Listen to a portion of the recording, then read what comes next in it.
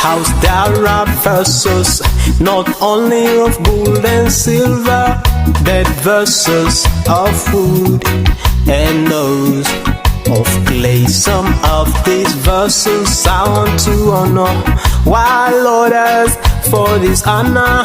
I am a vessel of honor, and I am so glad to be vessel of honor. Oh yes, oh yes. Raise the voice and say, oh yeah.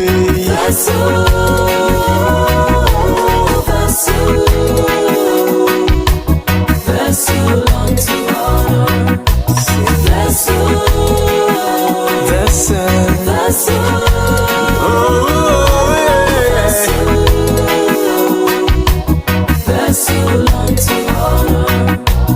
Vessel.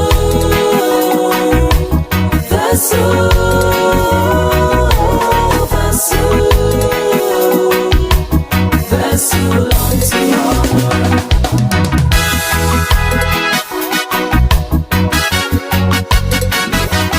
honor.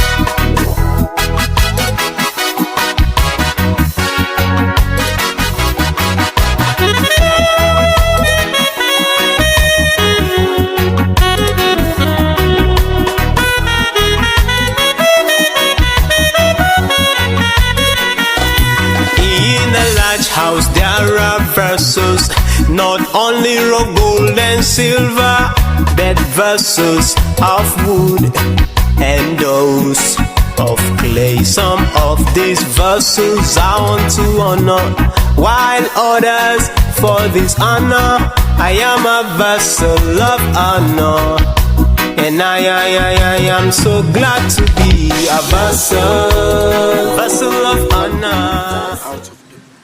Podcast.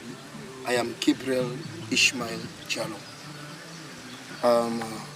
When we introduced our maiden talk to the world, we invited two personalities, and after the release of that video, many issues have been hyping within the social media landscape, and it has to do with a certain personality, D.F. George. D.F. George is a journalist.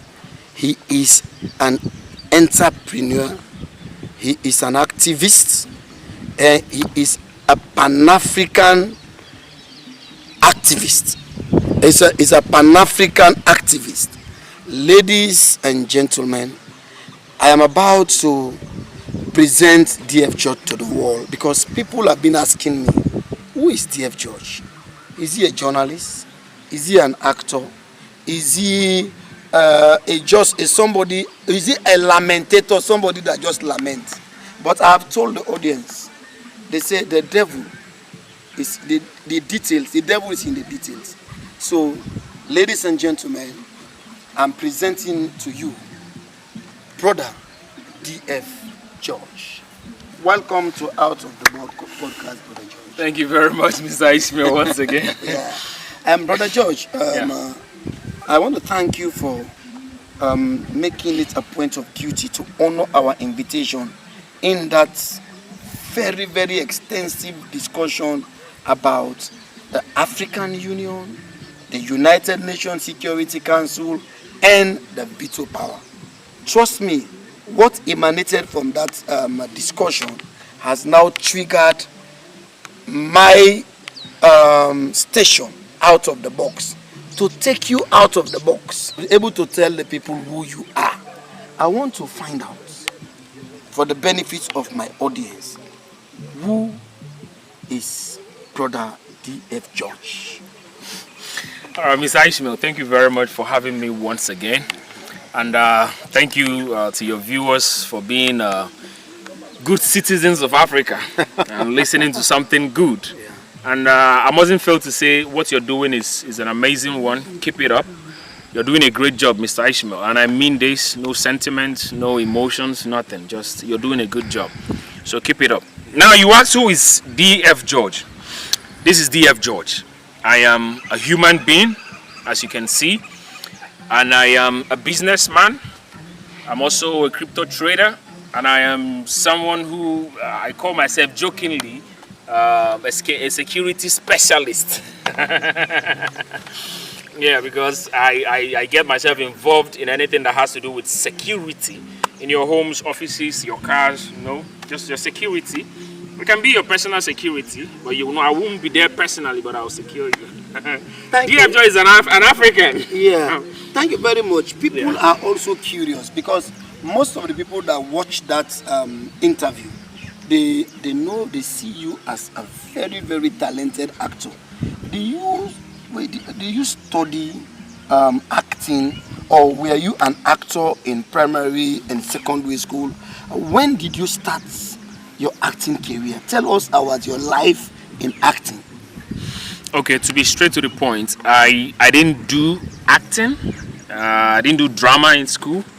And as a matter of fact, I didn't even study anything that is act related. That's interesting. I'm an electrical electronics engineer, and then I also switched to computer science.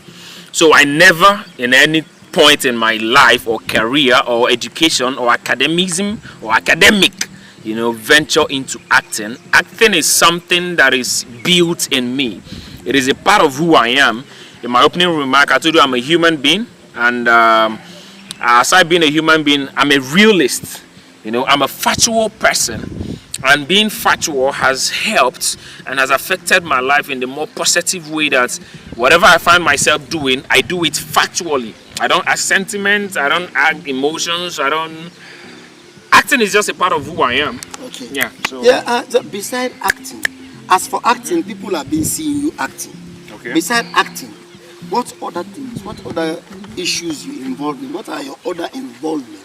So that my audience can know, because they have been asking. They say I should get you out of the box. So getting you out of the box, I don't need to leave any stone unturned. So okay. Beside acting, what can we tell? What can we say about D.F. George? Yeah. Okay, aside acting, I'm a businessman. Okay. Yeah, I run Huge Empire Company Limited. Okay. And we are into real estate. We're also into winery. We have a wine cellar, which currently is not active because we're undergoing renovation and repackaging.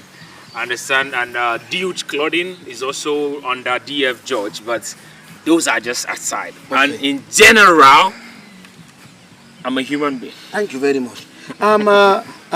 D.F. George. Yeah. There's something that is very prominent in people's hearts for you. It has to do with a movie called ECOWAS Wife. And this ECOWAS Wife has become a trailblazer and an award-winning movie. It has attracted governors. It was endorsed by the former vice president of Liberia. Yep. And the awards are tremendous. Tell me about ECOWAS Wife. Okay, just as the name implies, ECOWAS Wives. Before I continue, let me give a disclaimer. I'm not an activist. Okay. Okay, you can call me a Pan-African activist. Okay. Because I stand for anything that will lead to the betterment of Africa. Thank you very much. I know much. It can be a one-man squad battle, but by the grace and by little efforts, we will get there. Definitely. More soldiers will arise and Africa will be better. Now, back to your question. ECOWAS Wives is a movie that was written and directed by a phenomenal producer and a script writer, Mr. Kenny Daniel. Okay. He's the CEO of More Plus Multimedia. I won't fail to give a shout out to you, Mr. Kenny. I salute you. Okay. You're a phenomenal person, and in fact, I'm proud of you. You're one of the people that when you call me for a project, it's not about the money. It's about the talent. It's about the act that you want to showcase to the big screen. And one of the most important thing about ECOWAS wife is the fact that it speaks about intermarital relationships. Okay, among the ECOWAS hemisphere. Okay. All right. It points on factual issues, not sentiment. You know, because Africa has been, tagged the poorest continent. All right. All the vices, all the negative attributes comes to Africa, and I don't know who write these statistics, who does these investigations, and who comes with all these ideas. But by the way. So ECOWAS wife really address the issue of the sub-regional marital issues. Okay. Yeah, and it doesn't just touch or address them; it showcases it. Wow. And it also talks about its misconceptions. All right, because in ECOWAS wives, we have Nigerians, we have Liberians in the movie now. I'm not talking about ECOWAS entirely. Okay. And we have Ghanaians as well. Okay. And it happened that because, like I was saying before you asked your question, Africa has been tagged poor. So we are doing everything possible to make the paper. All right. Now people marry for money. Okay. Exactly. So it was a clear portrait. Exactly. Of what has been going on. Disseminated about good. That's the right word. Okay. Disseminated. Yes. Okay. That's the right word. Yeah. And this phenomenal director and producer and a scriptwriter, painted a very clear portrait that when you watch ECOWAS wife, you can put yourself in it. Okay. It's telling your own story. Beautiful. You understand? Okay. So ECOWAS wife is a movie that you must watch. I think it's on YouTube now. Yeah. Okay. It's been posted on YouTube, so you can watch it and just learn some few lessons. Okay. Yes. We know ECOWAS wife has become very topical, but beside ECOWAS wife, are there other movies and note, because people talk about ECOWAS wife #1? Yeah. Are there other movies? And they are also accusing you of being a bully. Anytime you have a script, you outplay your compatriots. What's the secret? Why are you a bully? Okay. In front of the silver screen. First of all, I must set the record straight. I'm not a bully. Like I said, I'm someone who I don't entertain sentiment. As a matter of fact, before my dad died in 1998, I'm not saying it for you guys to have empathy or sympathy on me. I'm just trying to, create a picture. Because you are not an object of sympathy. Exactly, I'm not, and I'll never will be. Okay. All right, and because of that, I was raised, by a single mother. All right, so I grew up, understanding life from its original state. Okay. Not something I read in the book. I was an example of myself, I was an example of who I want to become. Okay. My other brother was an example of who I tend to be like. Okay. So it was like I was homeschooled. When I say homeschooled, not the homeschool, I learned all what makes me and what is making me and what is shaping me from home. From the practical home. From the practical part aspect of it, exactly. Yes, I love how you're getting my point. And now because of that, I face facts. I deal with facts. So when you give me a script and I read the script, I paint and print the picture factually. Thank you. And I give it my all. So when it's better, I have a saying that if it must be done, it has to be done well, it has to be done right, it has to be done more appropriate, it has to be done, if possible, 100% accuracy. Yes. So it's not like I'm a bully. And I have other movies. Yes. I have other movies. You asked a question. Yes. I have countless movies, but there are 4 important movies I won't fail to talk about. Okay. And one is When I Die. Actually, you were featured in that movie. Yes, When I Die. Funeral Whistle, When I Die. Okay. Make sure you if you watch it. When I Die. Watch the trailer on YouTube. Any movie I mention now is either on YouTube or the trailer is on YouTube, so you can have an idea of what it is. Yes, When I Die. Watch Dice Game. Dice Game. Yeah, because the dice is still rolling. Yes. And there's a particular one. I don't want to call this one. Men of the Century. Men of the Century.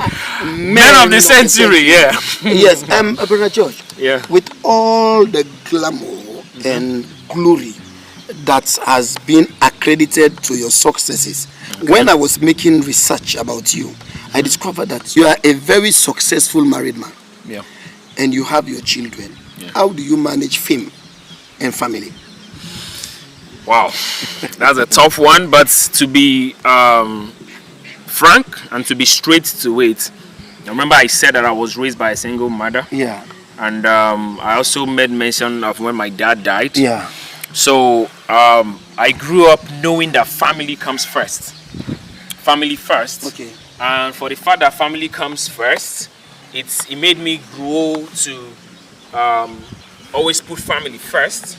You know, job will come, but when it is business time, you do business. You know, I've been with you since morning, and we were handling a show. Yeah. You know, some topics and all that. Yeah. And you've noticed that my wife has never called me. Oh yes. And it doesn't mean she doesn't miss me. Wow. If I open my WhatsApp now, you see tons of messages because she has missed me, but she hasn't called because she knows I'm busy. All right. And also, when I'm done here and I go home, you that I've been with since morning, when you call me, there's a possibility I will not answer. You get it? It makes sense. Yeah, and that is why most time you give me a missed call and later on I call back, you're like, Mr. George, it was an emergency, you weren't picking. Yeah. I've been with you since morning. Yeah. So it's time for me to be with my wife and my family. You understand? So it's quite easy when you set your priorities and when you get your goals straight. Madam George, you have a wonderful man. Now there is an issue. Yeah.